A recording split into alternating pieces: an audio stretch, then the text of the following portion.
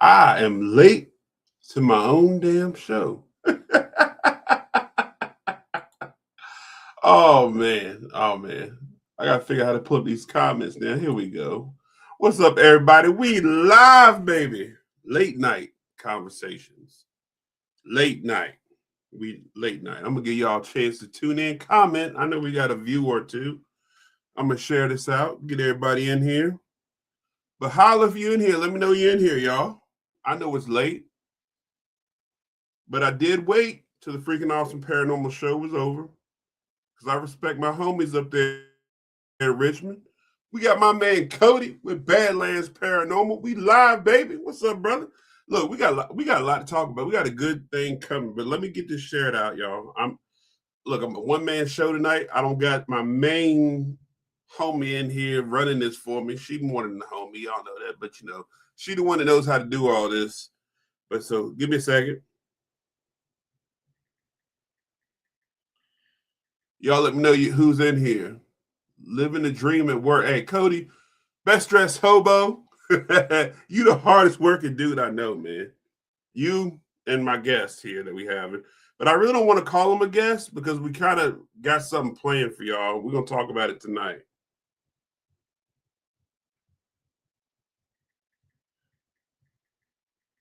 I know this is so unprofessional.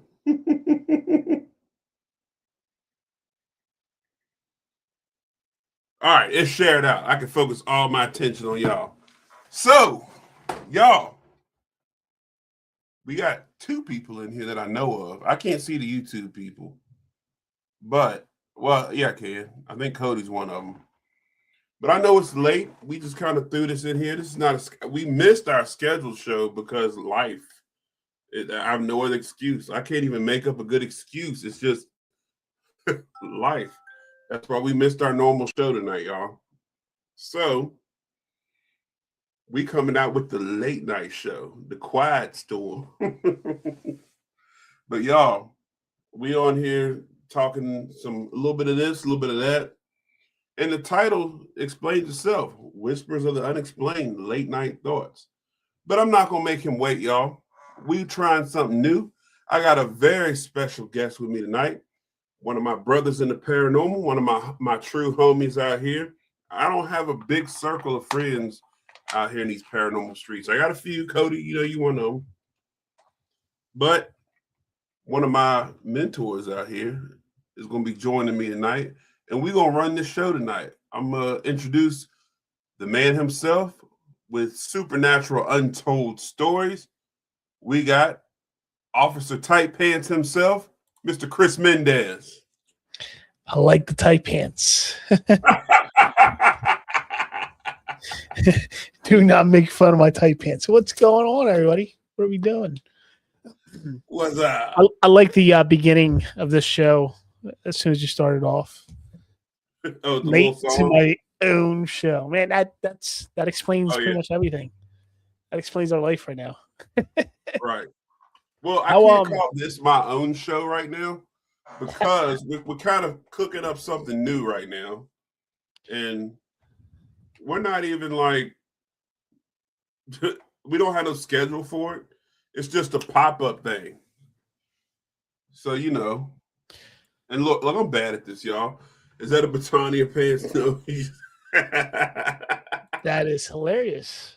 So that's Cody with Badlands Paranormal. And Cody, I can't speak highly enough of that dude, man. Cody, he started off as just best dressed hobo on TikTok, man. Just a dude that's started following us on TikTok, and we started interacting back and forth. And then he actually turned out to be a cool person, and then started meeting him. And I'll tell you, he's a hell of an investigator as well. Like, I didn't know that he was that good of an investigator. He acts like he's just a rookie that don't know nothing. But you watch him investigate, dude knows the shit. He's a good investigator. Him and his shout out to I'm sorry, Cody, your lovely wife too, Miss Robin. She's a hell of an investigator as well. I had the privilege of pulling up on them at Appomattox at Clover Hill this weekend to watch them investigate. They're hell of investigators too. So shout out to Badlands Paranormal. Best dressed hobo, Cody. I was gonna say that's usually the best way, like that you can find people, especially when they're quiet and sitting in the back, like listening and taking everything in versus being the know-it-all. That's how I am too. I sit back, I listen, I try to learn. Every single investigation we go on, always try to learn. Whether you think you know everything or not, you should always try to learn something new, try to learn a different way of doing things because not everybody does it the same. Hey man, you can't be more right, dude. Like I learned a lot just from watching people. I learned a lot from you, and I learned a lot just from watching anybody. Really, some investigations I don't say nothing. I remember when we investigated Graffiti House. You pretty much ran that whole investigation to the end, and you fell asleep. but I got drained. It was all the work I was doing. People, sometimes falling asleep is a part of investigating, dude. Like all these demon houses and stuff like that. You said the D word, man. I tell people, like, knock it off. We got Sammy in the house. Samantha from Wyoming. Thank you for tuning in. I know it's late night, y'all. And again, I apologize for not having the normal show, but this is something kind of new. Chris and I, it's not really new, but Chris and I want to do it. By the way, Chris, your studio looks amazing, by the way. Thanks. Looks amazing, brother. It's been a lot of work. It's getting there. Getting there a little bit. Got a little more to go. And then some organizing, and then we'll see. Yeah, like those of y'all who are just tuning in, what's up, Amy? How you doing? Another one I met at a public investigation, Amy. Wow, thank y'all for tuning in. I know it's not the normal 8 o'clock show. This is a whole different show, y'all. Y'all are going to see a different side of things with Chris and I. This is a very informal show. This is not something, we're not going to have a subject. This is your chance to talk about any and everything you want to talk about.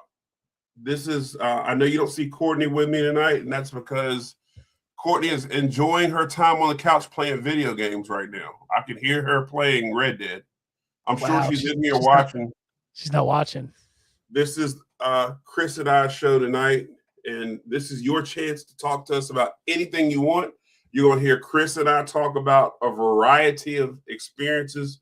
I'm probably going to be asking him a lot of questions. Chris is one of my mentors, y'all.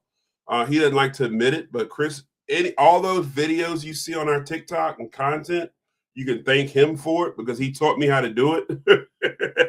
I didn't know nothing about videoing, y'all. I like Badlands comment there.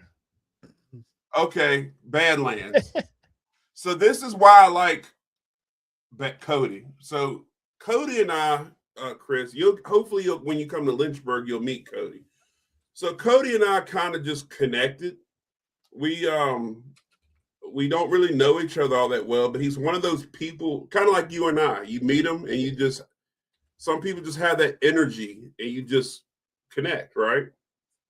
So, and there's the queen, the princess herself, Miss Courtney. We got much love for Courtney, y'all. Thank you, Courtney, for tuning in. Courtney is enjoying her time on the couch playing video games.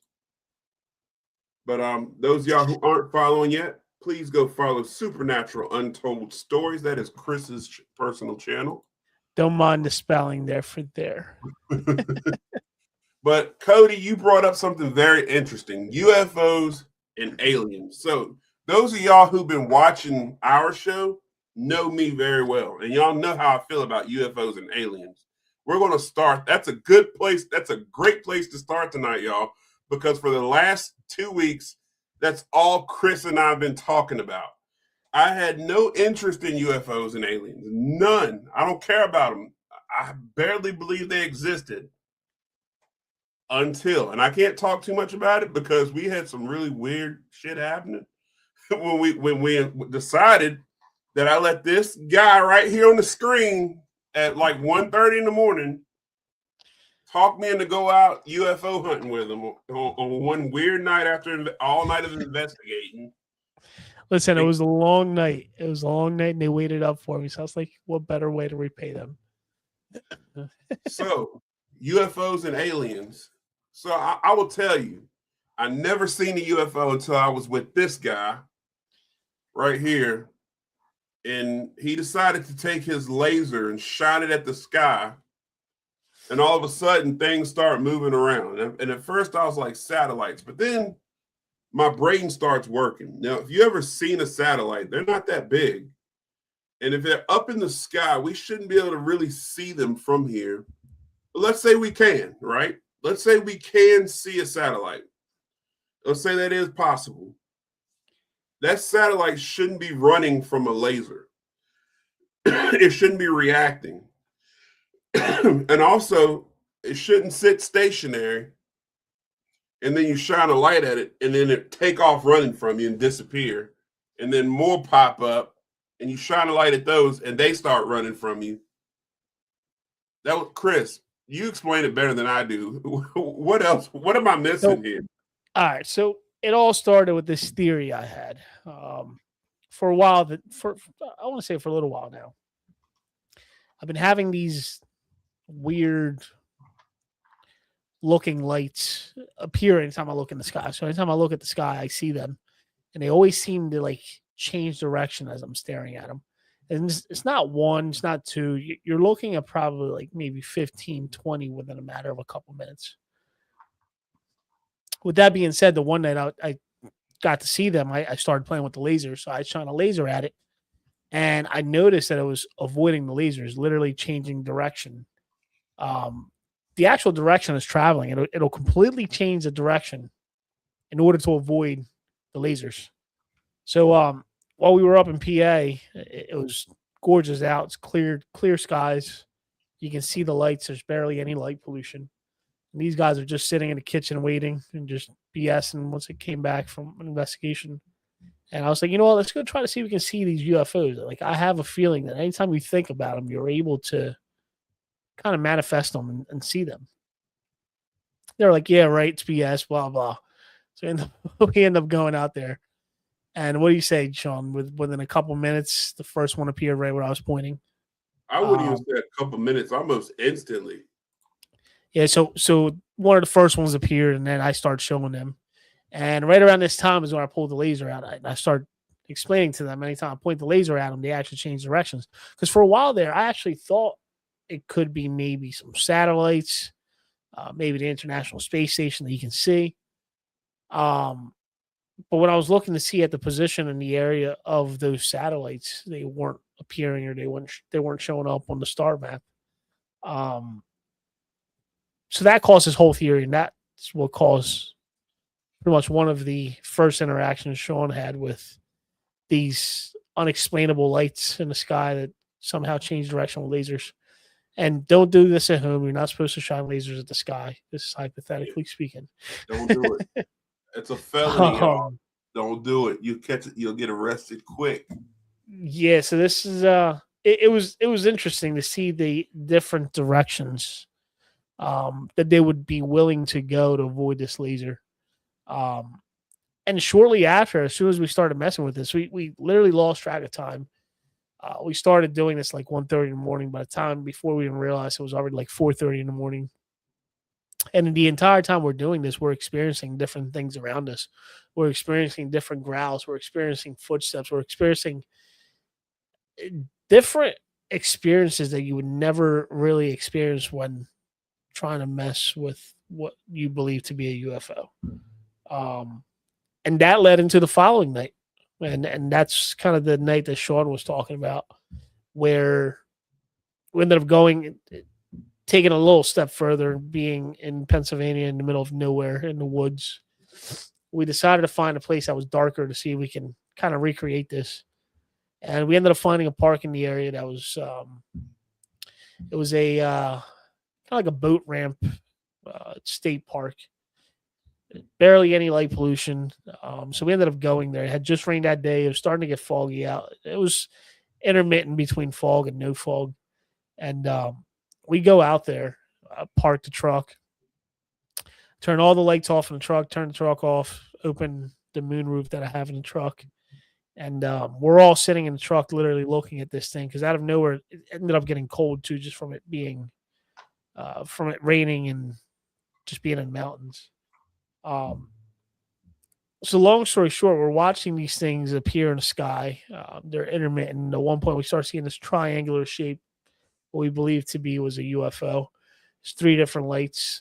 These lights start appearing and disappearing as you shine the laser at it. It almost avoids the laser, it completely disappears off the sky, like you can't see it, and it reappears, and it disappears, and it reappears again. So we're sitting there for a couple minutes playing with this thing, and we start all getting paranoid. We all started getting that weird feeling of like something watching you or approaching the windows of the car, like looking in. And it was almost like that one little feeling where you're like, oh shit, like it's the pucker effect is what I call it. Where you start like sort of panicking a little bit. So we start trying to start my truck, trying to turn lights on. And at that time, the truck was not starting. It's not recognizing the keys. We started seeing a little bit of a fog start appearing as soon as I shined the flashlight out into like sort of pretty much outside of the truck surrounding us. And right around the same time I shined the flashlight, the truck decides that it wanted to start, and it started. We were able to get the truck started, then turned back off after that. And that was the only time we've had that experience. The truck has been working perfectly fine since then. But it just adds to the crazy experiences we had that entire weekend between Sean and I, Scott and myself had some sort of like weird magnetic interaction with our GPS where it completely threw us in a loop. Right as we were talking about the show From, where like these people get stuck in the middle of nowhere and they're never really able to leave. They're just stuck in a loop going back and forth. Kind of similar thing happened. Like our GPS just kept throwing us back in a loop, and we must have went around the same loop maybe 3 times before we realized we're in the same loop. And I ended up going a different direction away from where the GPS was trying to lead us to actually make it to a place to eat. We were there like 35, 40 minutes later than what we were supposed to be. Same thing though. We ended up losing track of time, and it was interesting. That the whole weekend led into additional weirder things that we cannot explain. And it all started with these UFOs. Yeah, I mean, it was some crazy stuff. Before we go any further, I want to say what's up to Michael Brooks. Shout out FPRI, Fredericksburg Paranormal Investigation. Grand Time. Grand Time's another person I met at a public investigation and investigated with those ladies. Look, this group of ladies has some of the best energy I've ever met out of a public investigation. Awesome group. Badlands said, well, let's dig into aliens have been depicted in human history for as long as humans could write. Native Americans, I'm not going to try to pronounce that next word, Aztecs, Egyptians, and more. We're going to touch on that, Cody. And Cody also says, so many stories have some type of technology. I can't never say that word either. Interference when they think they are spotted and someone is close to finding them or something about them. We're going to talk about that in a second as well. Shout out to the doctor himself. Walks in, takes his hat off, and has a seat. What's up, Howie? All right, then we got Michelle Wilfong. Y'all go check out her YouTube as well. She has a great channel called The Haunted Apartment. She has a whole series about her apartment being haunted, and it's actually some pretty compelling evidence proving the theory of her. We still have to go there and investigate it.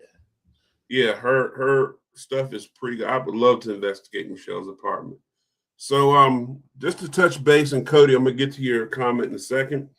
That the second night of investigating, being out with y'all, just to paint a picture, imagine being in the middle of Pennsylvania, the middle of nowhere, pitch black. This was like some straight stuff out of a horror movie where it was me, Chris, it was Chris, Scott, and I. We're all in the truck, and Chris is trying to get this truck to start, and it's literally coming across his dash saying key not recognized. Like not truck not start, not nothing. And then Scott's window starts going up and down on its own. Like the window starts malfunctioning. Give me a quick second. I need to go check this out. I'll be right back. Okay. Yeah, it was some straight weird stuff. But Cody touched on something. It's funny we're talking about aliens again. Y'all know me. I have no interest in UFOs, aliens, nothing until my experience with them dragging me out. First of all, y'all, I don't deal with the police too much, but these two are police officers doing this stuff. Being out there with these guys was not my bag, but I will say, after those experiences, I'm now curious as to what's beyond the sky. But when Cody said that this stuff has been around, you have to wonder, where did this theory of this little saucer flying through the sky come from? They didn't have electricity when the Aztecs, the Native Americans were here, the Egyptians and all that. But yet there's pictures of these things inside of pyramids. There's pictures of flying saucers, and I've always wondered, how did these pyramids really get built? Those stones are heavy. And I'm not sure the exact weight, but they're very heavy. And how do they stack them up? How did all that work? I get it. They had they were way advanced on their technology and this, that, and the third, but you know, I there could be some truth to something beyond the sky. There's pictures of even the saucers flying in the air in the pyramid. They're not like little saucers on the ground. They are up in the air. There's pictures of the alien that we see today that people look at, the little green men in the pyramid. So, we're talking about this, and as we're talking about it, everybody's sleeping upstairs, by the way. And I heard a loud, high pitched scream coming off of my left side. So that's why I left. I was checking that out. It was kind of weird, right? As we're once again talking about this stuff. Yeah, Cody, that's a whole different episode. We're gonna talk about it tonight, though. We got some time tonight. This show, like I said, this show is different than our normal podcast, y'all. And those of y'all who are just tuning in from our normal podcast, this is not like our normal show. This is just Chris and I having a late night conversation. Feel free to put in any subject or any question that you'd like to talk about. Chris is super knowledgeable about different various topics. Right now, we just happen to land on aliens, thanks to Cody here with Badlands Paranormal. So Howie says Virginia Art Museum in Richmond, Virginia has a display of a plate from 1376. And on this Art Deco plate is a town, and it has flying saucers flying all through the town. Just thought I'd check it out. So 1376, there was no electricity back then. There was no flying technology back then. Where in the hell did they come up with a flying saucer? We're gonna touch on that. Let me say what's up to my homie Butterfly. What's up, baby? Hey, Courtney's on Red Dead right now, Butterfly, and I sent you an invite the other night. We miss you, Butterfly. We miss playing Red Dead. Butterfly is the homie I met on Red Dead, and you just left me hanging. I didn't have blueberries ganging up on me. I've been smacking them with the old Springfield on there. We miss you, Butterfly. We miss you. I got my boy my cousin LT. What's up, L Tizzle? Best guitar player I know personally. The song that plays on our intro, "Dig My Grave," that's the man playing guitar on it right there. Baddest guitar player that I know personally. Cody says Aztecs have a drawing of a man wearing a bowl on his with fire coming out of his boots. Interesting. Michelle says, good evening. Butterfly, we miss you on Red Dead. Butterfly says, well, I'm going to okay with court, but I'll keep you tabbed up, and I'm sick of you with them hats. Listen, this 2nd Virginia Cavalry hat. You know you love it, Butterfly. You will wear it. You see me wearing this on Red Dead, baby. But yeah, what were you gonna say, Chris? I don't even know. So as he was talking about those, lights are actually covered in the whole Project Blue Book For a while there, like in the 1900s, they had all these crazy lights appearing all over in the skies. There's orange lights. They appeared over DC, and there wasn't a damn thing they can do about them. But that was one of the things that was actually covered in Project Blue Book. There's a place up in Napanoch, New York, near the Shanley Hotel, where they have an actual UFO museum, and they cover these lights as well, like flying through town, and they pretty much have all these firsthand knowledge and experience of all the UFO activities that have been recorded in that area, which is interesting. If you guys are ever up in that area, it's a pretty cool museum to check out. I noticed it's all up north. All this activity is coming from the north. Butterfly, butterfly, wear one. It'll change your life. Yeah, up north. I noticed it's. I knew what you meant, Cody. Up north, it's like I don't get it. Like I know you see this stuff all the time. Here in the South, it's a little bit different, and I'm not sure why. I know they got like some space stations up there. Um, I know closer north is where we got more heavy government. I don't get why the north has more activity with that. You and out west, but then again, NASA. So and I don't get why the government just won't go ahead and tell us, hey, we've been communicating with them since the 40s, probably beyond that. Let's just talk I was about it. I was reading an interesting article about that. Um, Back in the day, apparently, I forget which president, but there was a president that was in contact with Spielberg, and a lot of the um, hold on, what'd she say? Oh Butterfly yeah. said, and she's 100% right. I believe in all this alien conspiracy stuff. The government lies to us. Yes. So there was a like I was talking to you about there's an article written. I forget which president. Like I was saying originally, Good night, Amy. Thanks for uh, stopping by. they covered somehow having some sort of uh, I guess interaction and telling Spielberg about some of these UFOs and actual encounters that they were having with all these extraterrestrials. And that's actually one of the things that inspired that movie, The Third Kind, I believe was what it was called. Um, and one of the comments that was actually transcribed between Spielberg and this president was supposedly that he pretty much hit the nail on the head when it came down to the third kind. Apparently, those events are based off of true history. So, like, how many? It makes you think. How many times have we watched these movies that are actually trying to tell us something that we don't know, or maybe even conditioning our mentality into, you know, being ready to believe these aliens and whatever it is that's out there. That's a good point, too. I mean, Cody said it's less light pollution up north, less tree canopy cover close to military bases, test sites. Same way out west, more open spaces. You know, I hear what you're saying too with movies getting us ready for it.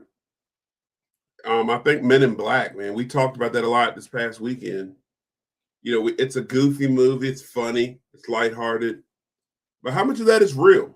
You know, y'all's encounters, and we won't talk too much about that on here. But think about all the encounters you had. How many of y'all's encounters when I wasn't with you? But I watched y'all's investigation, man, and I looked at it, and I started to watch it a second time. How much of that was just like Men in Black? You know, it was just like it. So let's just say that after these experiences we had this past weekend, we've encountered several individuals who we've never even talked to, who somehow has referenced areas where we live, knowing how many children we have, which was probably one of the creepiest one, and the locations of relationships that they supposedly have. And a lot of these locations where they claim are actually areas where they have CIA bases and CIA headquarters. Some of which are within close proximity of our own hometown. So Good point. it was interesting. There was definitely too many coincidences of just random people that just somehow showed up and made themselves known.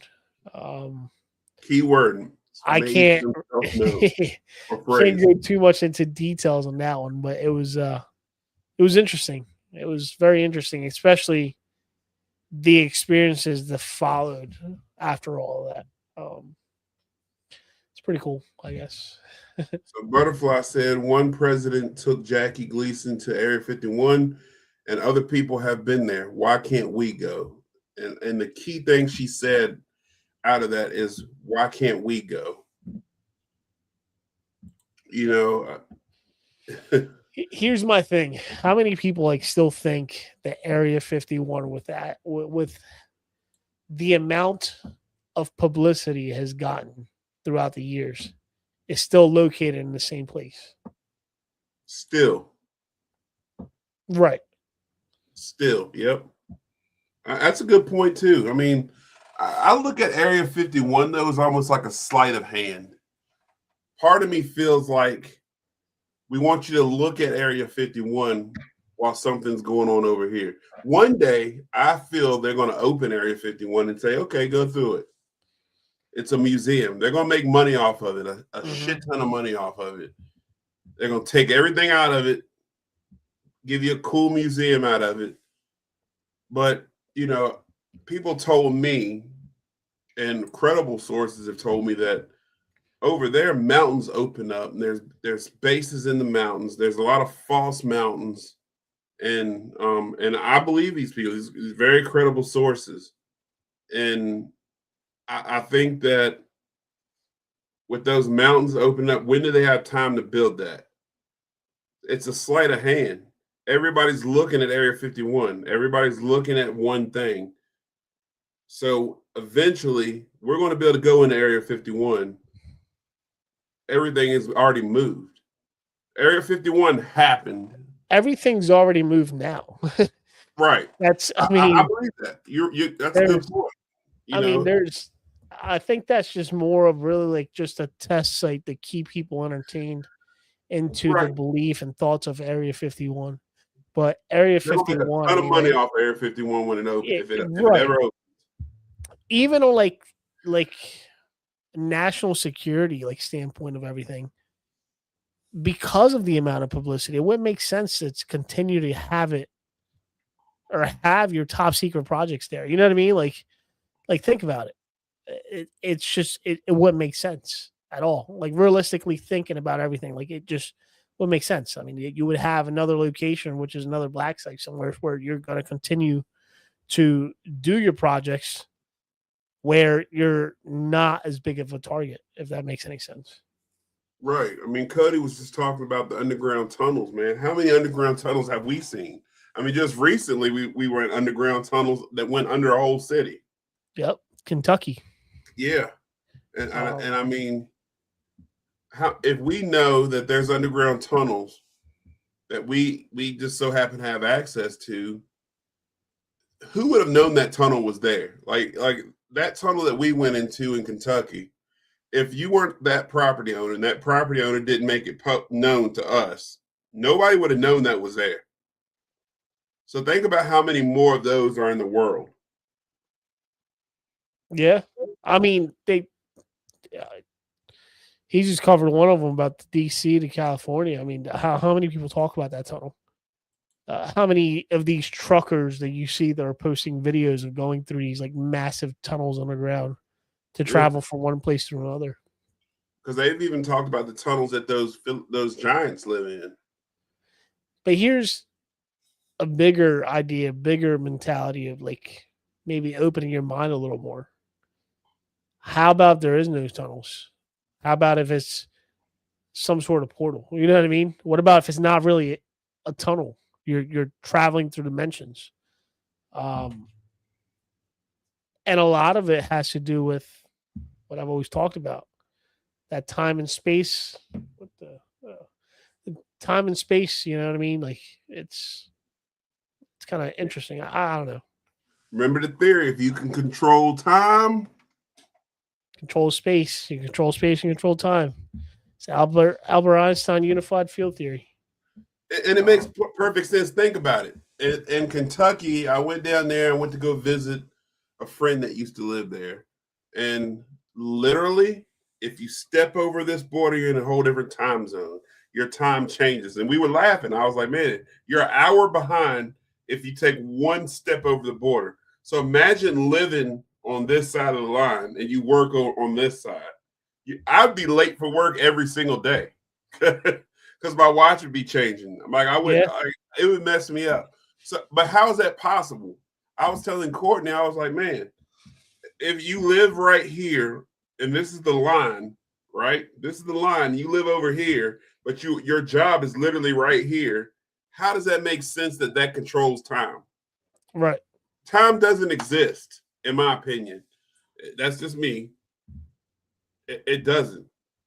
So if you can control it, which that is a whole nother podcast in itself. Like, but here's people the thing think we're nuts. like if you think about it, like you're opening the door to literally everything, anything and everything paranormal, because everything has to do with time, right? Think about Everything. it. You're dealing with these hauntings that are caused because of some sort of event that happened in some sort of time. You know what I mean? Now take the time aspect of it. What are you left with? Space. Space. You know what I mean? So now picture that. Picture not having the time aspect. Now you're doing it through space. Now, if you're no longer living, you're traveling through this space, which you have no idea what time, date, or even like what era you're in. It's just like that movie where the dude traveled to outer space, went down a wormhole, and when he went down that wormhole, it was like a week he was gone on Earth, but in outer space it was like 40 years. So it was like the weirdest thing. But and we'll touch on that. I wanted to touch on butterflies. She said civilizations have been underground and inside mountains and caves, and it's known. It is completely believable to me that the so-called powers that have done the same and will continue to do so to keep us uninformed about their reasons and why. No, the one thing that makes me curious about butterflies theories, and this is the most I've seen Butterfly engage in any podcast. She pops in and just says hey and then leaves, or she's quiet if she doesn't leave. Butterfly lives right in the middle of Appalachia, y'all. I'm not gonna put her location out there because I don't put people's business out. But Butterfly lives where the weirdest things have ever happened at. and we were talking about Appalachia, right? And I can only imagine the things that Butterfly has seen around her. I can imagine. Don't y'all go try to look for it either. Appalachia goes all as far south as you can think and as far north as you can think. But where she's at, it's like can you imagine the stuff the government has done in those hills and mountains? So I mean, she's right. She's absolutely right. Civilizations have been inside of mountains. But, with Courtney was telling me where she's from out in Arizona, that, those mountains opening and people living underground, and Butterfly can probably talk about this too. And you know it. Go underground for a year, never come out and see daylight. You have no concept of time at that point. And people who are away from sunlight underground, you don't age. It's just like people who've been incarcerated. If you ever known anybody who's been incarcerated for any length of time, they stayed like the age they were incarcerated with. They barely age. They barely change. Yeah, I mean, just think about the culture shock too. You're coming out like if you were locked up 30 years ago, right? You're coming out now, Yeah. and now you have cell phones. You went in when you had house phones. Now you have these handheld cell phones that can tell you anything and everything out there. Um. So yeah, I mean that's I don't know. It's interesting. Um. But yeah, I mean I would love to go out there where she lives, just experience some of the stuff, some of the stories that people have from that area. Yeah, That'd be kind of she's cool. out there, man. Like, I remember we were not far from where she was at one time, and it's Let's creepy. I'm let's not talk gonna about lie. I've been in these haunted houses. I've been in these demon houses. All right, that ain't got shit on the Appalachian. I'm telling you, it don't. You're talking about a whole different. When you're talking about things that are dealing with powers beyond the universe, and you're talking about things that nobody really understand, even paranormal. You know, when you're dealing with like ghosts, and then you're dealing with stuff that we're talking about, it's night and day. I'll sit in any haunted house. I don't care about that. That doesn't bother me. But when you're dealing with stuff like that, like even with the sky, that it was, I'm not gonna lie, I was getting creeped out with some of the, looking at some of that stuff, because there's so much going on around us and we have no clue about it. And then you're talking about time. Some people would literally think we are idiots and we're crazy. But if you really break down time, what is it? Who created, who said that we have 24 hours in a day? Who says that? Every day science gets proven wrong. Every we single day. we literally just talked Every about day. this earlier today too. It's crazy. It's funny. Every day science gets proven wrong. And every day that every scientific theory I hear makes no sense at more and more every day I hear it. Every day. Everything changes too. Like if you notice, The sun lights the moon. Okay, then how in the hell am I seeing both of them at the same time? yeah. I mean, but think about it. Like I mean, everything changes. We talked about this. I mean, throughout the years, you started off with 5% of human brain of us being able to use only 5%, and that went up to what's it now, 7%. Man, I've heard 5%. I've heard 15. It all depends on what scientists you talk to. Mm-hmm. You can Google it, but like, to hell with Google, because Google lies, tells you all different kind of shit. I remember Conditioning. back when you had to pick up an actual book to read stuff, right? Get on Google, and depends on what AI tells you. It'll tell you one thing. Google will tell you one thing, depending on what website. So what has been found is that we cannot use a vast majority of our brain, right? So if you cannot use a vast majority of your brain, it's just like Howie talks about it. We don't see all colors. We only see like a 30 to 40% of all colors. Like if we're looking at green, how do we know this is teal or this lime green that we're looking at? How do we know that? I like butterflies. Next comment there. Exactly why are the sun and the moon chilling at the same time now? That's a really Right. good question because I've actually been trying to think that. Yeah. Um, Yeah. Butterfly is she's on one tonight. I'm telling you, Butterfly does not comment this much. And I'm now loving it, let's Butterfly. now that we're talking about time and space contingencies, right? Let's talk about the Mandela effect. The reasons why the Don't get me Mandela started on that. Shazam was a movie, y'all. effect. What was the other one? A little bit Bear Stain Bear. And you had Yeah. there were so many things. The Life was mirror like a mirror on the box of wall. chocolates. Mirror mirror on the wall. Remember that one? No, Butterfly, you cannot leave. I will call you. I will call you on live. Hello. I got my phone right here. That's hilarious. Mirror mirror on the wall. You know that one? They're saying it's not mirror mirror on the wall. They're saying it's magic mirror on the wall now. Did you know that? Willy Wonka had a chocolate bar, not a moon. I haven't heard that one. Willy Oh, Wonka had a Courtney. What did Willy Wonka have? She said, "What did Willy Wonka have?" I don't know.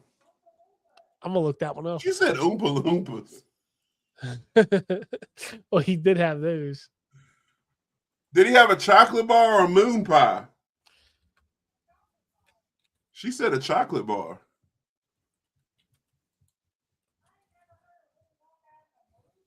Butterfly said he has a moon pie now. She said he ain't got no damn moon pie.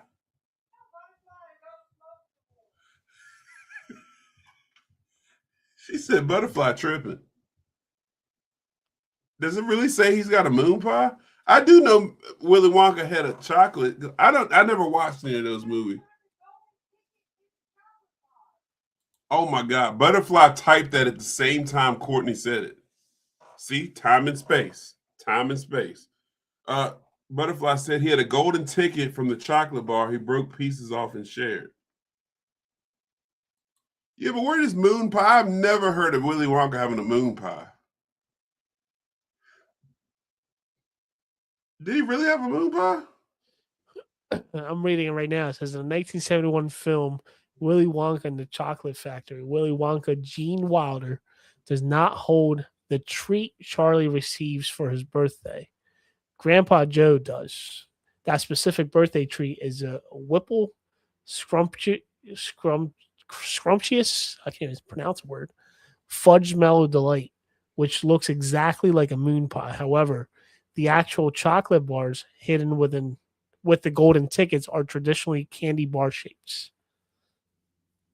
So I guess they're trying to say it's a moon pie. What? Butterfly says she's about to go shoot your horse.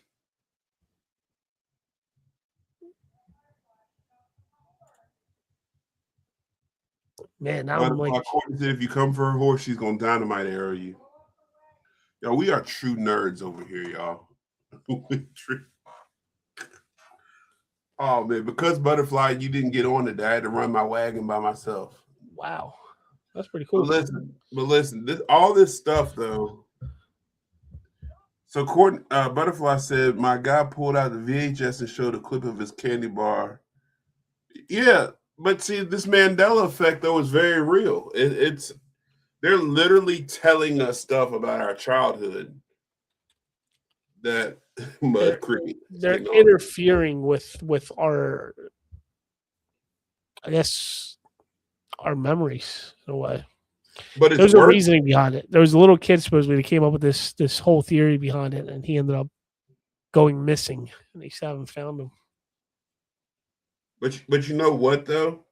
I think it's part of a grooming process. I think it's if you are able to groom people into believing what you want them to believe, it's grooming you for something bigger. So let's say the government does say, go ahead and admit, yeah, there are aliens, right? They released that on the news today. 5 to 10 years from now, they can say we never said that. And people will fall for that and believe it because they're able to groom us to believe whatever they want us to believe. People are like sheep, man. You can literally herd people. Look at all the stuff that goes on today with politics, religion, race, everything. People are able to be heard just like sheep. When people say that there are sheep out here, yeah, I do remember that. Now I've read that one before. I was just looking at that one because I definitely remember him wearing a monocle. Like and now you can't find no pictures of it either if you look it up. But yeah, the people are just like sheep. It all falls back once again to the whole theory, the shifting timeline. Yep, control time and space. You control people. Yeah, especially. I remember hearing the one theory was a micro black hole that had opened on Earth when they were doing some sort of like military experiment, which actually caused the timelines to shift, which created like a reality like of multiple Earth in the same timeline. So it's like you're going in and out of it. And it always goes back to exactly what I told you from the beginning, the Albert Einstein theory, which still has not been explained. Now, I was talking again to, I don't know if he wants me to tell his name because I don't know if he's still in here or not. And if you want me to and you're still in here, I will mention your name, someone. But with Scott being a medium, um, what if he was able to control time and space, not realizing he could? Just a theory. Not saying he can. So people who think I'm crazy and all this and the third, these are all theories. You know, with the things, if you're a paranormal investigator and you're out here, you see enough crazy shit, you question your own sanity at times with the stuff you see. So if you see this stuff, nothing, everything's a possibility at this point.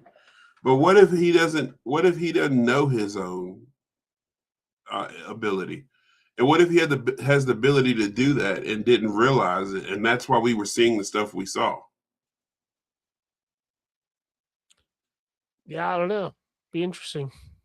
Butterfly says shifting and controlling time that kind of controls us. Yeah. Like, what if you can, Chris? What if you have an ability you don't know of? Well, that goes back to the original theory that I had. Like when you're thinking about these things, you're actually manifesting them into actually showing themselves. And I want you guys to actually try this.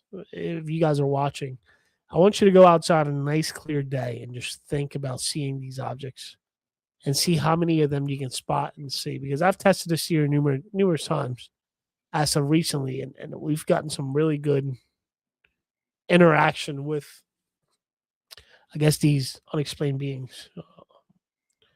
But it goes back to what if they're Somebody's gonna get conditioning us? pinged up. Scott is calling me. I'm in the zone. Somebody's getting probed. I was just going to ask you, who's getting probed? It's hilarious. No, man, I'm being serious. Like somebody could, you know, again, when you're a paranormal investigator, the stuff you see, because some people genuinely don't believe in it, and I understand that.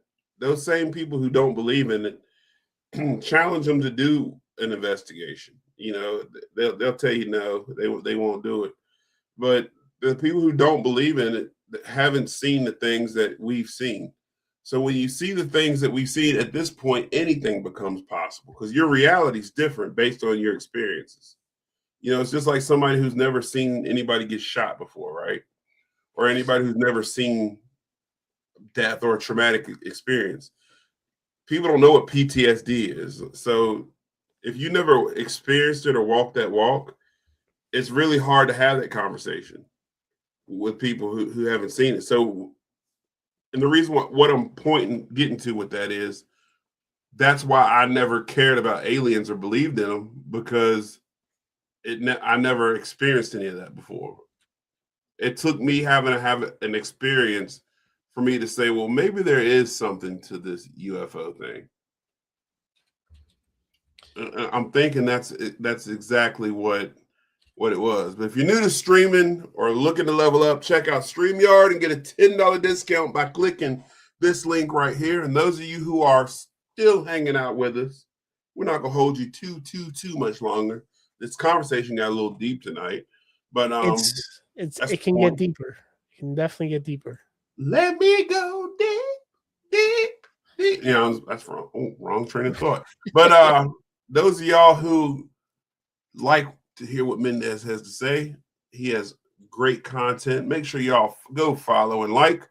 I'm putting a copy of our links together. So those of you guys that aren't following, make sure you follow this guy right here, Hill City Paranormal. Also follow his personal page. He loves it when people follow him via Sean Elliott, Mr. Dirk Diggler. And don't forget to follow my pages also. Supernatural Untold Stories on all social media platforms. You guys hit the little bell icon, you'll get all sorts of new things popping up. Follow Chris, Supernatural Untold Stories. He's a big time celebrity, y'all. I'm just the guy who tags. He lets tag along every once in a while. Don't let Uh, them lie. uh, Butterfly says we are energy, so are ghosts. Apparitions or not, I think energy that makes sense. We're gonna talk about that, Butterfly. Butterfly is on one tonight. Where did she come from? Butterfly. Yes, we're gonna touch on that too. Butterfly said this is great. We got Selena Burns in here tonight. She said I'm a night owl. I got plenty of time. What you doing up this late, Selena? You up to no good this time of night. I'm just playing. Thank you for joining us. She said this is my stuff. Yes. So, by the way, Selena, another wow. See, here's the beautiful part about tonight. First of all, I get to hang out with the homie Chris Mendez. I call him all the time when I got questions about things because he's very knowledgeable.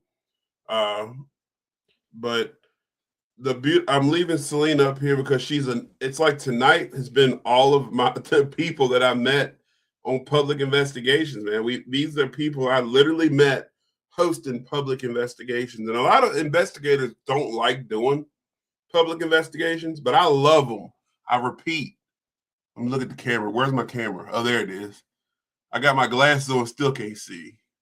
I love doing publics because that's my chance to teach, and that's my chance to introduce people to what we do. And I hope that people actually has a chance to keep rolling beyond what we do with public investigations. So, and I like meeting people through the paranormal because paranormal people are the best people. So like all the people who are jumping in from the public investigations, man, I love seeing that because that lets me know that either I had a good impact, a negative impact, or they just curious about shit that I got to say. So y'all get to see me with my weird hats on late at night. We got clicked on Butterfly. Selena thought it was funny. You up to no good this time of night. We got Grand Time. Grand Time. Look, this lady right here, Grand Time, another one I met on a public investigation. She hung with me till like 5 in the morning. One morning it was like 5, 6 in the morning. I was trying to be tough. Okay, Grand Time's a little bit older than me, so I was like, I'm not letting this lady beat me. And I'm sitting here like, okay. I'm hanging in there. We was in Gettysburg, Rainward. Finally I had to tap out. She's sitting at the table just chilling, just like about to go outside, smoking those cigarettes. And she was just chilling, like everything was okay. I'm trying to be tough. Grand Time does hang out all night. Grand Time, made me look bad. I can't wait for the next investigation. Yes, the paranormal community, Selena, is an amazing community. You get to meet superstars like Chris Mendez with supernatural, untold stories. Chris, you never gave me your autograph, man. I need, Mr. TV shows and. We got plenty of pictures together. Especially the one that looks like I'm proposing to you. I don't take pictures with police officers. I come from the NWA era. Me too. All right, y'all. Hey, Chris, so we get to get back to the paranormal. We got like 4 people rolling with us, so I feel like we gonna give them our time here. If you all right with that. I'm good. All right, so Chris, I'm gonna let you take the lead on this one. So Butterfly said, and any of y'all, if y'all got anything y'all want to talk about, please put it in the comments. We'll touch on it. We'll talk about anything. This is y'all's show.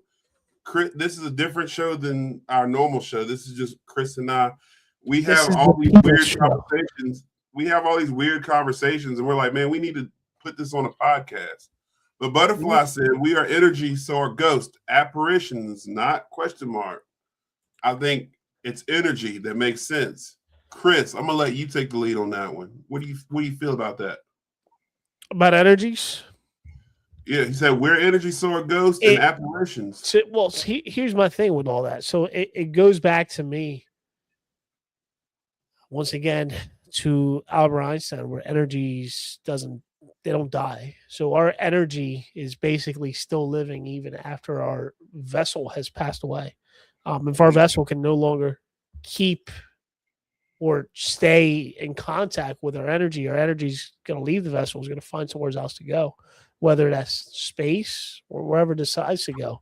But I think the energy is exactly what makes us us. Our energy is what keeps us moving, what makes us happy in a way. So if we're like a happy energy, we're energy that's going to continue to be uh, light and be light. However, you deal with some like people that are pissed off all the time that have this negative energy. Even living, if you walk into a room and you have a person who's having issues, who's just being negative, you can feel it automatically. You don't even have to know what's going on in their life to know that there's something negative going on with them, because you can feel that negative energy. And that energy, I think, is what sticks around. That energy is what stays roaming the earth after we pass. What about you? What do you think? We had this conversation all the time, and I can have it 20 million more times. I think everything we do in paranormal is energy. Same thing with these aliens. I mean, I think there's ships that they drive, them UFO Cadillacs. I want one. I want to drive one of them bastards. If I could fit in one, I want to drive one. So, like, Butterfly touched on a good thing. We are energy. If you break your neck, it's not the break that kills you. It's the separation of electricity sending signals is what kills you. So when you die, that energy leaves your body. It's got to go somewhere. Einstein's law of energy, Newton's law of energy. They're very consistent with it. It has to go somewhere. It's not destroyed. Where does it go? And when we're investigating people, it has to. I think a lot of it has to do with where the energy that's left in a location. I believe very heavy in the stone tape theory. I believe the reason why places like Savannah, Georgia, and Gettysburg are so haunted because the amount of energy that's left behind in those locations. They say that they're the most haunted places in the United States because the amount of tragedy that happened there, the amount of war that was fought there. Virginia is up there with haunted places. If you think about it, war brings emotion. As a former military guy myself, you don't even have to be at war to experience emotion as a soldier. It's a lot. Police work brings a lot of energy and emotion to you're a police officer. So, think about the police work that was done in those cities. There's a lot of crime that was done. Blackbeard terrorized Savannah, Georgia. So there's so much energy left in those cities, and that energy doesn't go anywhere. I don't think it just dissipates when you die. It goes places. And then, Butterfly, I can't see her comment right now. I see she put one, but think about the amount of electricity that we have flowing now compared to 10 years ago, compared to 20, 30, and beyond. We are producing more energy now, which helps elevate that energy that's in the atmosphere. We have this 5G stuff. Everything now is wireless. Everything is Bluetooth. Think about how we're communicating right now. So I think that everything is energy based. And of course, we're energy ourselves. So everything we do has to do with energy. It's everywhere. We can't get away from it. The technology and the means that was used always makes me curious. That knowledge came from somewhere, and why don't we know how? Was it our energy, and how was it used? And maybe now it's lost knowledge because they've dumbed us down by keeping what they knew from us. It's well said. We don't have Einsteins and Newtons. I have always said we're the dumbest versions of us that we can be. I mean, seriously, think about it. Yes. You look at the Egyptian time, they have technology that we can't recreate till this day. They have different artifacts that can produce light without having electricity. Think about that. Tesla has a whole stove that doesn't even require electricity. You can cook on it. I've seen the cold stove. Like, Yeah. it's just, I really do think that we are the dumbest versions of any living thing that could be around. I mean, I don't know. You have AI now that's doing everything for you, and I think that's going to be a bigger issue now. That's going to cause people to be, I don't want to say slower, but it's going to cause people to not be as smart, not be able to use their brains to think. They're going to rely on these things to answer the questions for them, to pretty much live their life for them. And it's just going to cause the knowledge, the history that is currently out right now to dissipate. Um, Yeah. it's kind of sad in a way, but I see it all happening. It's just these kids nowadays going to school and using AI to answer questions. They're not going to know how to solve a problem without using this thing. And you're a computer guy. And, I've just started really getting heavy into computers. We can both agree that how much does AI actually get wrong when you try to research stuff? A lot. Some people solely rely on AI to answer messages, which is crazy. I mean, I don't know. It Yeah. just it's really going to cause humans to become less smarter than what they are now. And if you But pay attention over time, even if you pay attention to buildings, like looking at the Victorian era, how much detail went to wow. a house, Wow. versus Almost how there. much detail goes into a house now. I mean, you've lost. I should even say, like, you can't even find somebody that can do the type of craftsmanship that could be done back in the day with less tools. I mean, Wow. think about that. That, Like, that that's deep, Chris. That's actually good. That's good. yeah. That's really good. But I mean, you see it. You see this stuff every day. You see it happening in front of you, but you don't realize until you actually sit down and you start paying attention to these small little details. That part. The corners, yes, the corners. uh, If you really sit down and look at a Victorian era house, you can see the small details in the framing of like different squares, different types of uh, things that were actually made out of wood, like people, like design. You can't find that anymore. If you And find somebody forged that can nails. do that, it's a whole Yeah. different story. I'm looking at these last two comments. Selena said the corners they cut. Butterfly said they won't be able to document history if they can't write or read. Those two comments are really like,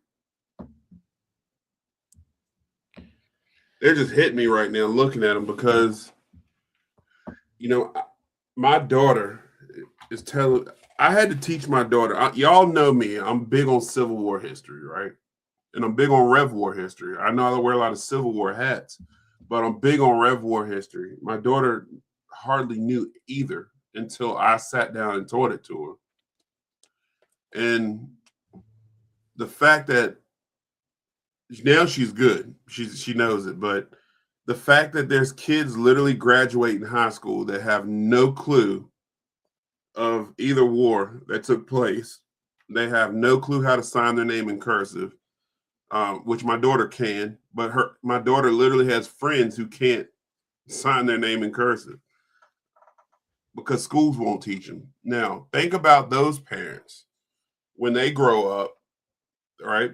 My daughter's 17, so when she's 50 and becomes a mother, and I'm and she has to teach her kid how to write in cursive, which she'll be able to, but her friends won't. Let that sink in. My daughter can count change as a cashier. My daughter has a job right now where she's working at a cash register, and She can count change back to people without looking at the cash register. Her friends can't. And I'm thinking to myself, damn. There's times where, if I have cash and I have the right amount of change, I'll, if I want to don't want change back, I'll give them the correct change. And people tell me no because they can't figure out, how to do that. And I'm just like, the ignorance of people today. Let me ask you this question. Take it a little bit deeper. How many kids do you see writing on paper? Oh man, how many kids know what a pencil is? Oh, pencil sharpener. Oh wow, yeah, the spiral staircase. Yes, you don't find spiral staircases anymore, or even the grand staircase. Think about the grand stairwells. Like you don't find those anymore. It's literally small steps. But writing, writing on paper, man. Unless they're in school. I mean, I still carry a notepad with me. I'm working on a case in Lynchburg right now, where a family's getting bothered by something that they don't know about. Hey, Chris. Always have it, man. You have to. This is my office, y'all, that I create all my content in. I mean, you've seen how I film. Like, I write stuff down on paper still. Yeah. But there's people, but there's a purpose for that though. There's a reason why that happens. The dumber we are as a people, the more stuff that can go on without us thinking about it or knowing about it. Again, people are going to think, how many people you think clicked on this podcast, heard us mentioning aliens, heard us mentioning spirits, heard us talking about things controlling time, and thought we were absolutely nuts and clicked right off of it and said, I ain't listening to that. But if it's some bullshit and it's something about somebody shaking their ass or something about somebody doing something completely stupid or crime or something racial or something way out there, they'll look at that. They'll focus all on that. Or we sit here and start screaming like or if we're fighting with each other, arguing with each other. Took away copper, replaced it with fiber optic. Shake my shit. Well, I mean, you know what they talk about copper, man. Copper supposedly has a lot of benefits to life. A lot of healing. Yeah. Have you seen those healing diamonds they sell for like $15,000 that are like conductive and supposed to heal anything and everything out there? It's all made out of copper. People don't realize that. Slim said the legend, according to Catholic tradition, after the chapel was finished in 1878, the Sisters of Loretto. Are you talking about Loretto, Pennsylvania? Pennsylvania. Yeah, Pennsylvania. Realized there was no way to access the choir loft. After paying a 9-day novena to St. Joseph, the mysterious stranger arrived with a donkey and simple tools. He built the 33-step double helix staircase without nails or a center support column and vanished without taking payment. The sisters believe St. Joseph himself built it. Interesting.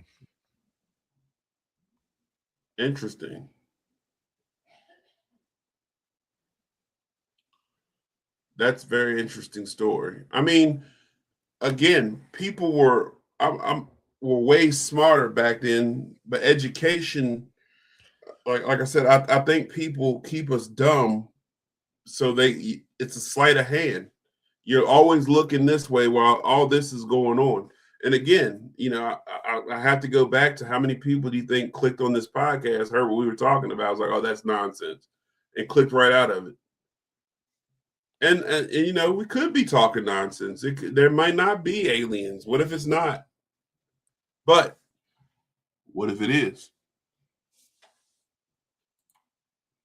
So going back to copper, how many of you guys have actually seen the videos of like copper being used to actually plant some of your plants, I guess is the best way to say it. And how it helps to actually grow crops in your gardens. Including with the clouds and the weather and how it actually you're able to use it to avoid the clouds in the area where gardens at to actually be able to grow.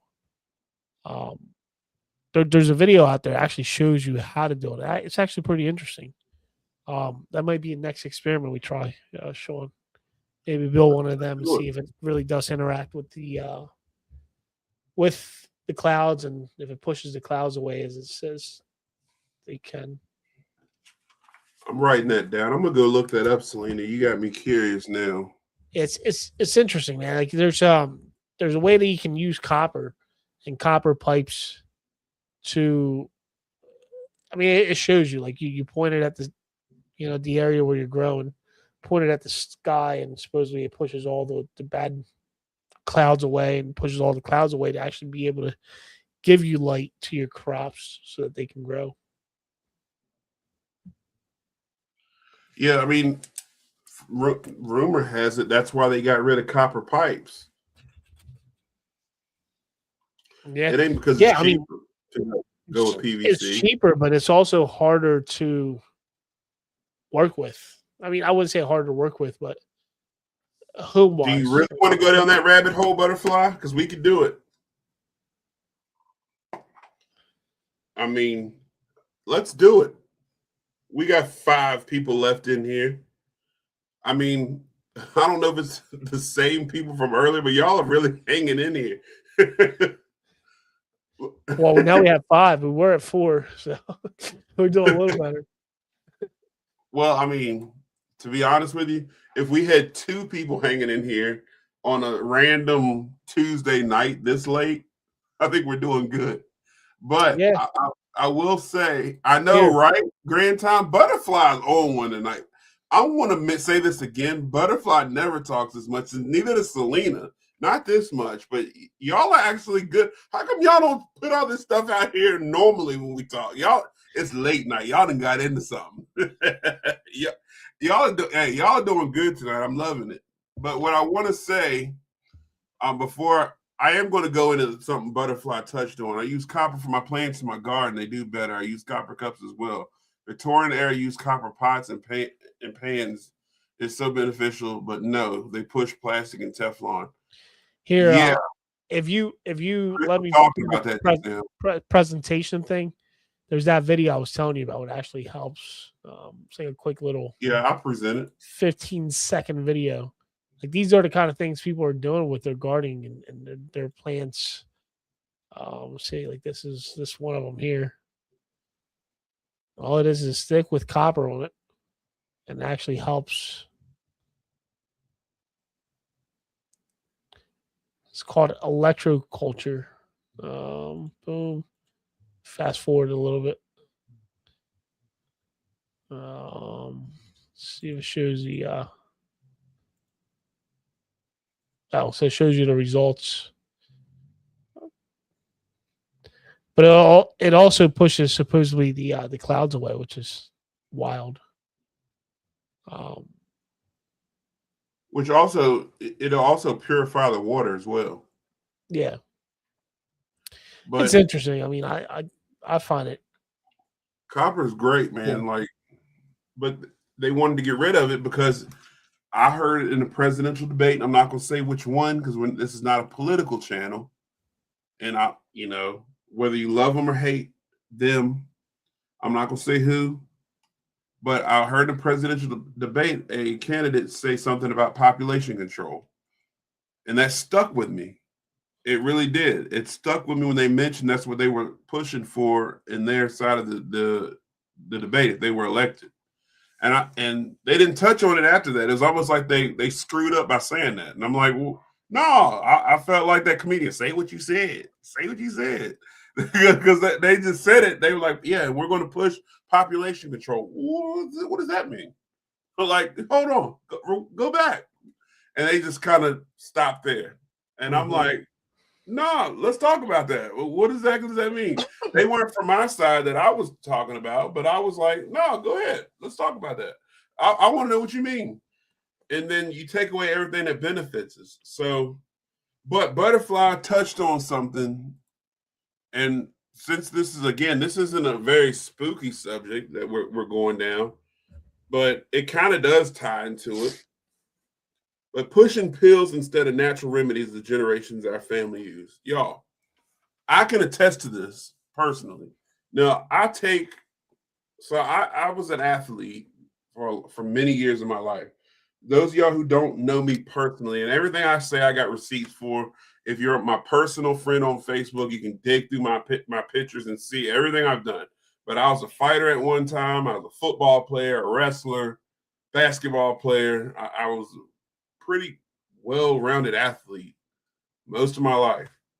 And when I stopped doing all that, of course, gravity pulled everything down. Got this nice, pretty belly that I love sporting in the summertime. All y'all want them six-pack abs. I let the belly hang. Well, what comes with that is a massive amount of health problems that I had to deal with in my life. I had gotten up to 498 pounds. I was pushing 500 pounds. I go to work one day and my supervisor had called Courtney and said, "Hey, come get Sean, man. He's at work drunk as hell." I was stumbling around.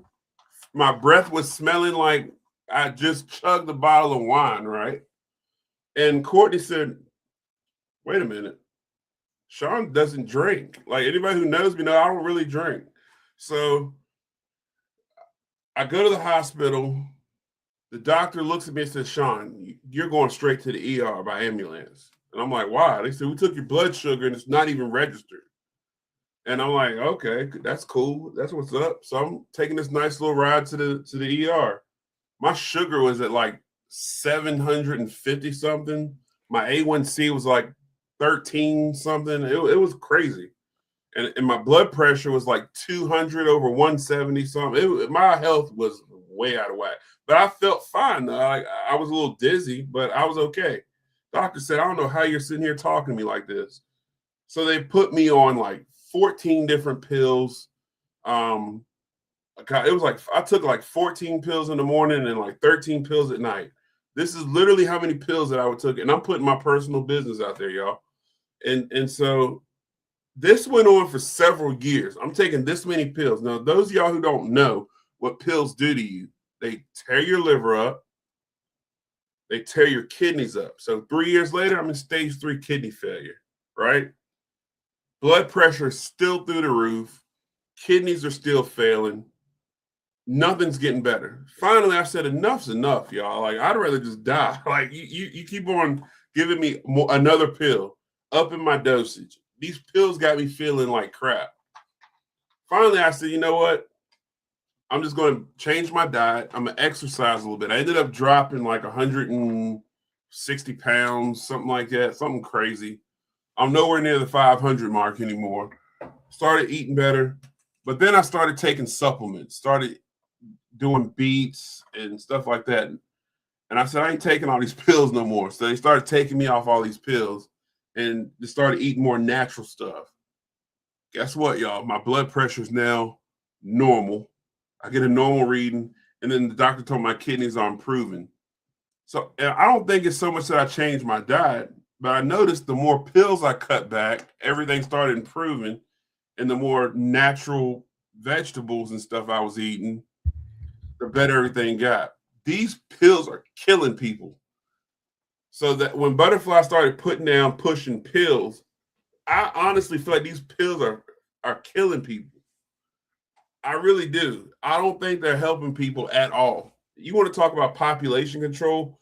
Push as much medication you can. They're creating new pills every single day. What comes with medication? Another pill? No.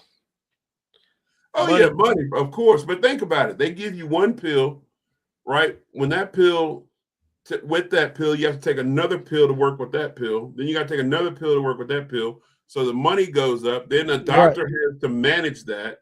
So when the doctor has to manage that, the doctor's now getting paid more. And then, so when I went to school, when I went to college, I had to take a medical billing and coding class, right? That's when I learned how much money really goes into healthcare. That when you go to wipe your ass in the bathroom, you just spent $200. And this was in like 2006 when I was in school. I can imagine what a roll of toilet paper costs now, but it was $200 for a roll of toilet paper. Yep. Flushing the toilet one time is $500 in a Listen, hospital. a soda, a ginger ale cost me $900. So I can imagine what it costs now. So this is So, why they're pushing pills. It ain't to help you. have you ever heard of the DNA test? Not the DNA test, but there's been claims out there like if you're planting any sort of fruits or anything in your garden, to take the seed and put it in your mouth. And that seed will automatically read what your body's deficient in. And once the plant or the fruit starts to grow, it actually grows with those deficiencies that you're lacking, like the actual things that you're lacking to supplement for what you're lacking. Supposedly, that's what they claim. I don't know how true that is, but it's one of those things where it's supposedly been proven. Interesting. No, I haven't heard that. But what I did hear, my grandmother. Those of y'all who don't know, if you go to our website, which I need to plug the link in, but it's hillcityafterdark.com. We sell all natural protection, all natural hair growth products, all natural everything. The plants that I use come straight out of my grandmother's garden. My grandmother does not plant one single bit of her vegetables or her rosemary, which I use to make my products with. She doesn't plant any of that in the ground. She says the ground is contaminated soil. Now, I didn't know how true that was until I did a little research. I did a little digging. Have you noticed the fruit you get from the grocery store just don't taste like it used to? And then it's perfectly preserved until you get it home. And then you get it home and it goes bad, like almost instantly. Like even the bread you get doesn't last like it lasts. Actually, I'm sorry, the bread will last you a long time. Bread isn't supposed to last weeks and weeks and weeks on the shelf.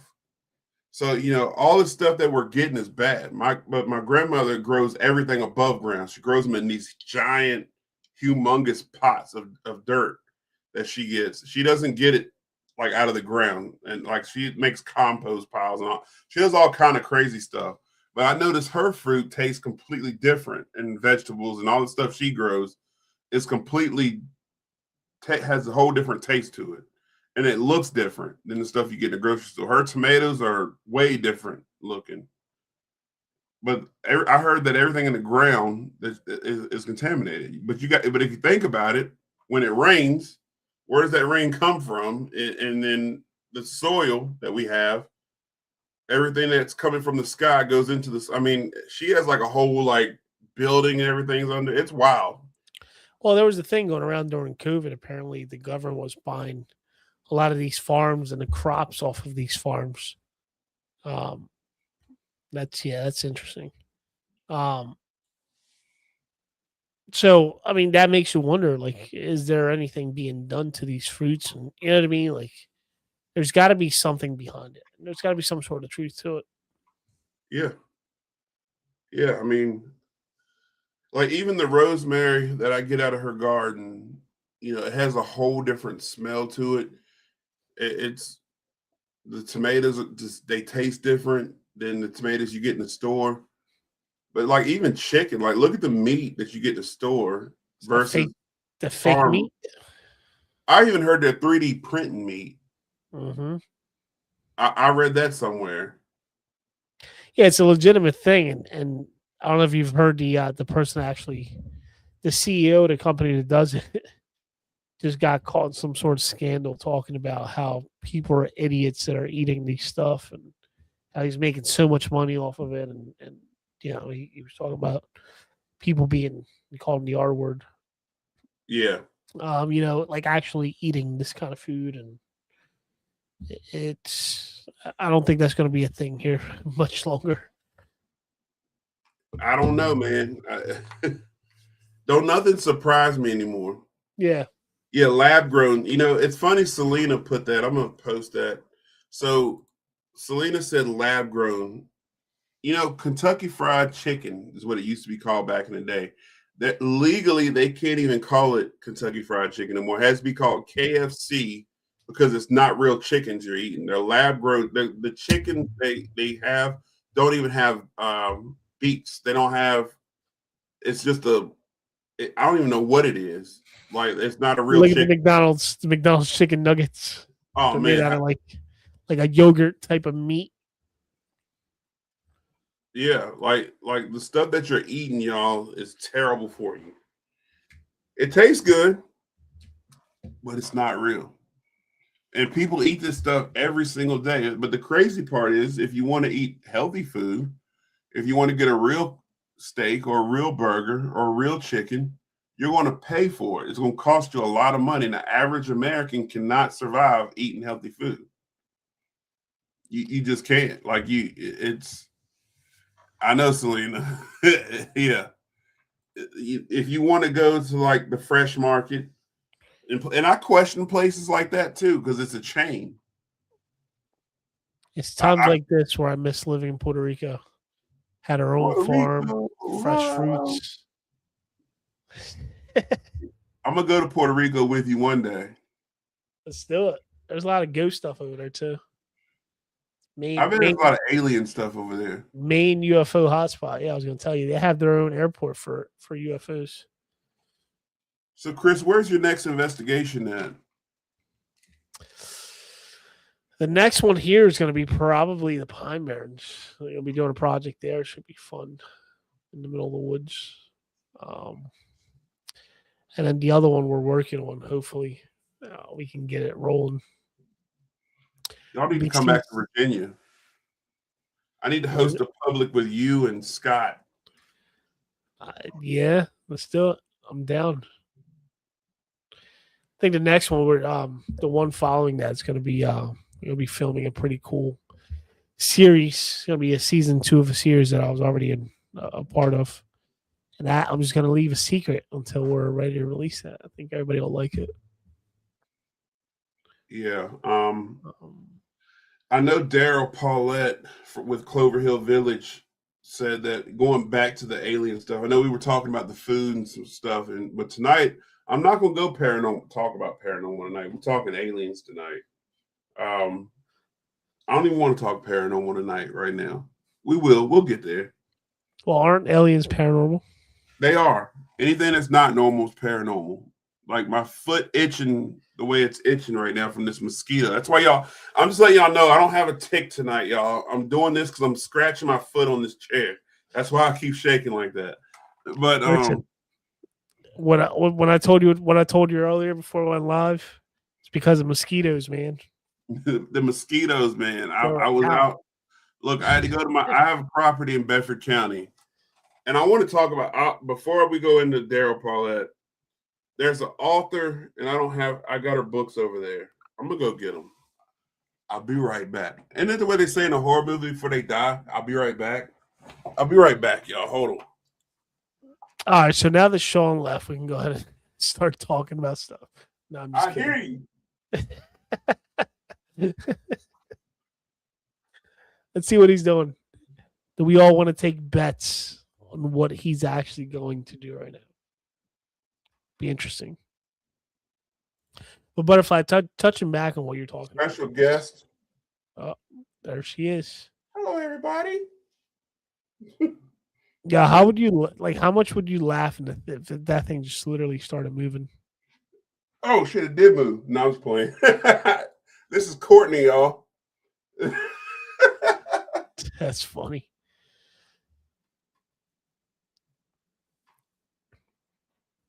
That's true. I'm not gonna lie, I really did scare myself just now because her foot hit the edge of my chair and it felt like it moved for real. And it did scare me. So Courtney has a whole collection of haunted dolls right here. So Butterfly said, but why do we think it's not normal? Is it because of them telling us it's paranormal? It could be normal to us and they didn't keep it from us. I mean, that's deep. It's not true. What if we're the aliens? What's that?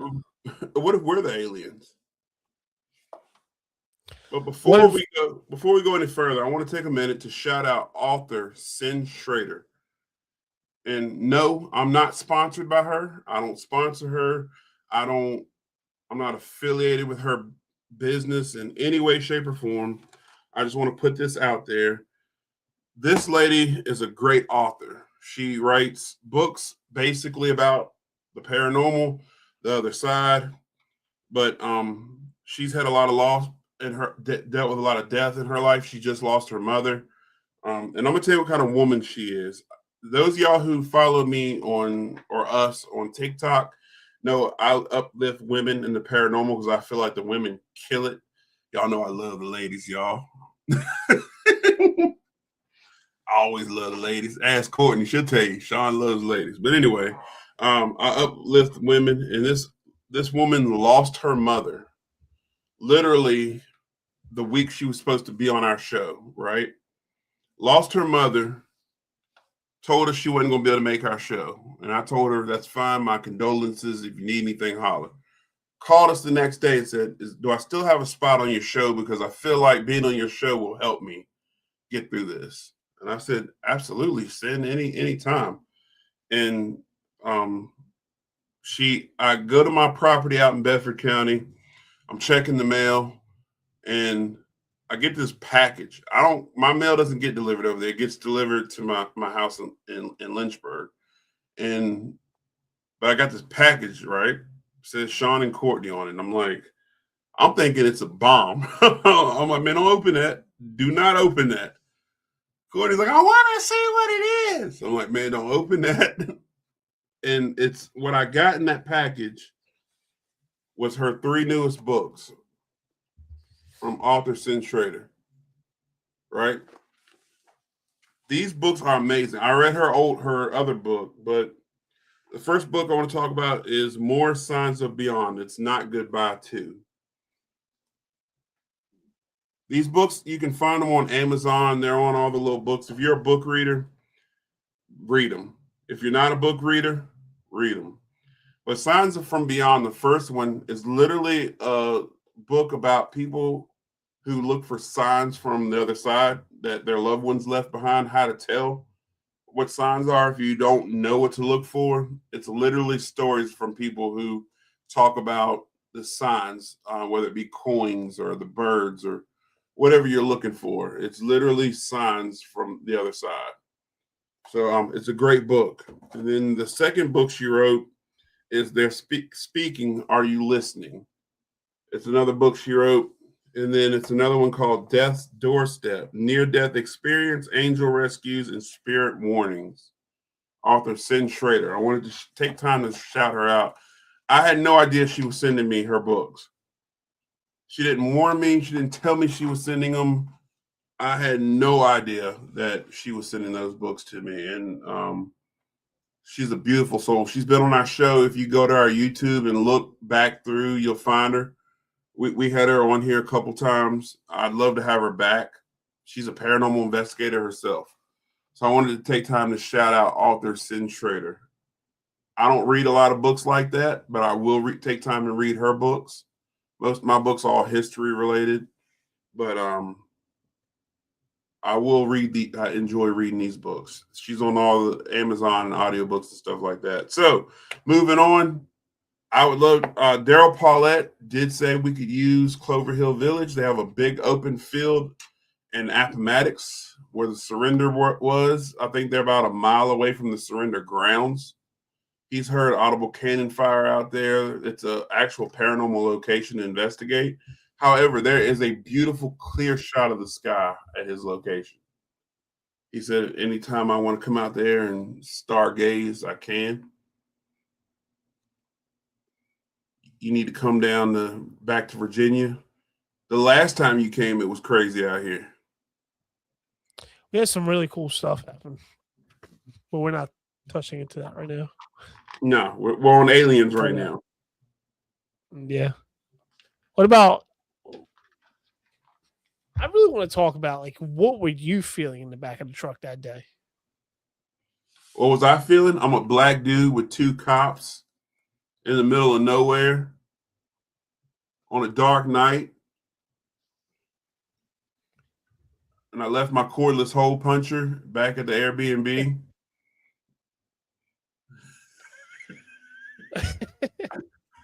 This I've was the never heard, beginning of one of those 1800 stories about. I have never heard it called the wireless hole puncher. That's pretty good.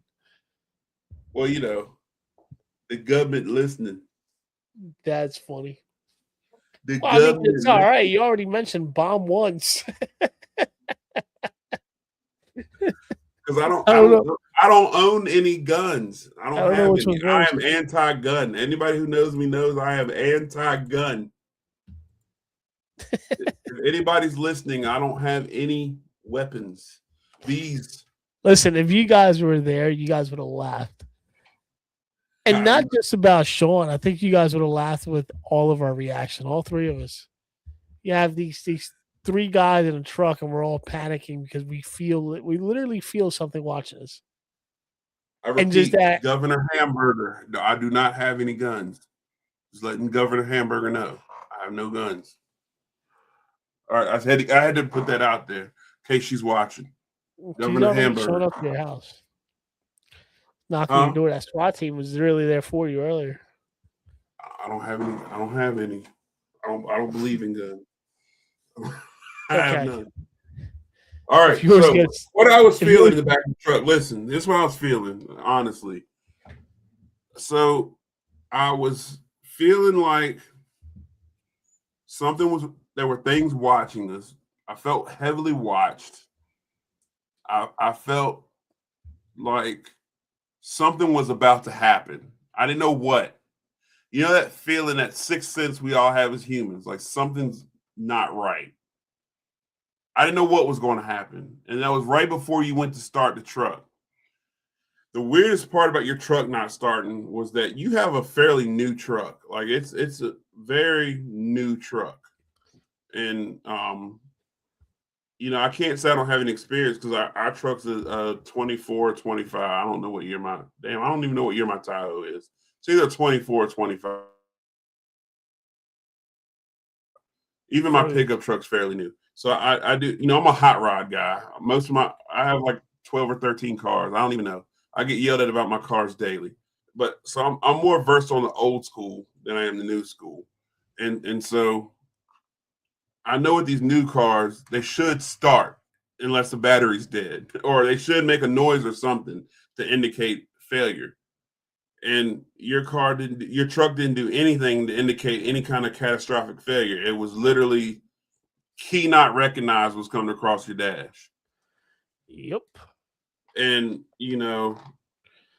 that's right after I got that feeling. But there's a big part that we keep leaving out of this story, a huge part. We ran an EVP session where we like to experiment. Every time we investigate together, we do. And that's right, Butterfly. We do a lot of experiment. When Chris and I get together and investigate, we do a lot of stuff we don't typically do on investigation. We ran an EVP session where we didn't ask any questions. We just cut the recorder on and had complete silence. When we did that, there were things talking in the recorder and we were all still, we were all silent, we didn't say anything. And then the star movement in the sky, like these were stars that should be sitting still, but they're moving and taking off and running in the sky. That was just a very odd experience, especially from the night before, where all kind of shit was happening. It was just a very sinking feeling in my gut the whole time I was sitting there. So I was like, man, if something's gonna happen, let's get it over with. That's the kind of mentality I had. Yeah, I don't know. It was a weird feeling. Very weird. To me, it just felt like we were completely surrounded, and there wasn't a damn thing we could do about it. That's really what it felt like. The feeling of being helpless, it kind of sucked. Mm-hmm. Yeah, it sucks. I felt completely vulnerable. Like we were at the mercy of it, whatever was out there. Just a very odd, weird feeling. And the part of me was like, let's do it again. I do want to go back. I'll tell you that. Definitely want to go back. But we are approaching midnight, y'all. Midnight. And We I are know Chris midnight. probably has to go catch bad guys tomorrow. I'm actually off, but I gotta go take my truck. I want to get it looked at. Yeah. Make sure everything's good with it. And I know y'all are probably tired of listening to us chat. But we will do this again, hopefully next week if Chris is available. It wouldn't be the same day, but it'll be probably we the day can before. We can keep rolling with aliens or ghost or whatever you guys choose to talk about. Cody. This is the people's podcast. They decide what we talk about. Yeah, you guys decide what we chat about. So before we go, I will give you guys a chance to ask any questions you would like. Butterfly, you're right, it's been real. And we keep it real no matter what. And you, my friend, I've never seen this side of you, Butterfly. I've known you now for like 6 or 7 years and have not seen this side of you. So it was awesome to see that side of you tonight. Butterfly, I mean, Grand Time, great to see you too. This is y'all's chance to ask any when am I take that hat off. I will take this hat off, but it'll be replaced with another great Civil War hat. I'm just going to watch Haunted Stories on Amazon. Well, if you look hard enough, I think, Selena, I will suggest you watch Chris Mendez on YouTube on Supernatural Untold Stories. He has some great paranormal stuff on there. Or you could check him out on the Signal Network. He's got some great episodes on there as well, Selena. So there's going to be some new videos coming out. Just a heads up. Some new videos coming out. Amazon, go to YouTube first and check him out. Yeah. I would highly suggest you check him out. I'm not on there yet, I'm not. New videos, he's gonna be on there. Courtney's gonna be on there. And it's all going to be released on Supernatural Untold Stories YouTube page. But Chris has great content, y'all. Like I'm not saying that because he's a friend of mine. Those of y'all who don't quite know me on a close and personal level, Butterfly does. Butterfly knows me very well, and she'll tell you, if I don't think Chris's stuff is good, I would not put it out there. I would just be like, y'all go check out Supernatural and those stories and leave it at that. But I will tell you that Chris probably has some of the best content out there, and he's really good with his stuff. So if you like looking at paranormal investigations and stuff like that, check out his Signal Network. And look up, you'll see his videos on there. Look up Supernatural Untold Stories. Follow him on TikTok. Follow him on Facebook. Look him up. It's Chris Mendez or Supernatural Untold Stories, aka Officer Tight Pants, aka Mr. Tighty Whitey. I like it. Why is my alarm going off on here? I was going to ask you, what are all those bird sounds? I don't know. This thing goes off like every night for some reason. So yeah, check him out, y'all. He's got some great videos, great content. Then you can get on Amazon and look up some spooky stuff, y'all. Yeah, or just look up your content. Your content's better than mine. So. My content's trash. Unless you're on TikTok, then it's decent. Yeah, Courtney runs a TikTok. She's gonna be all over on her lives, getting some little piglets. Yeah, y'all show Courtney some love on TikTok. A couple of my videos on TikTok. He's definitely making me blush. He leaves me speechless every time we talk. My personal TikTok is trash. Like when I was playing music, I had a Sean Elliott Jr. TikTok, and I think one of them is Bedford County Outlaw. That one's okay, but my personal one is trash, dude. I think I got like 3 videos on there. I get on there now just to spy on people. But yeah. It's almost like you get that camera freeze. Chris making me blush. Yeah. Officer Tight Pants. He makes me laugh. Court is a ball. She definitely is. She got me stuck in the attic by myself all for TikTok. We always have some crazy investigations, y'all. But it's been a blast. Thank you guys for Yeah. watching. Thank you all for tuning in. It was definitely fun, and we'll definitely have to do it again. So hopefully you guys will tune in on the next podcast, whatever that may be. We'll post it a couple days probably in advance, and hopefully it should be fun.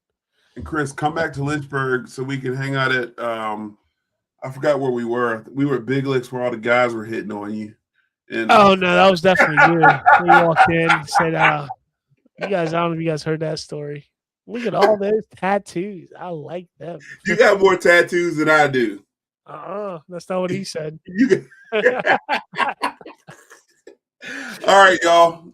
I'm Sean with Hill City Paranormal and Hill City After Dark on the Other Side podcast. And you got my awesome co-host here, Chris Mendez with Supernatural Untold Stories. Make sure you follow him. And you can always catch us here every Tuesday night at 8 o'clock p.m. I think that's Central. And tomorrow night, we're going to do our actual podcast. We didn't do it tonight because we're actually launching our tour here in Lynchburg. We're going to be doing the walking tours, trying to talk some ghosts, talk some history. It's going to be really cool. And we're doing haunted pub crawls at the local bars here. We got some amazing tour guides. We got some amazing stuff we're trying to bring to the Hill City. So make sure y'all follow us on social media for that. But until then, I'm Sean. This is Chris. Make sure y'all follow us. Thank y'all for hanging out with us late night tonight. And we will see you on the other side. Catch y'all later, y'all. You gotta hit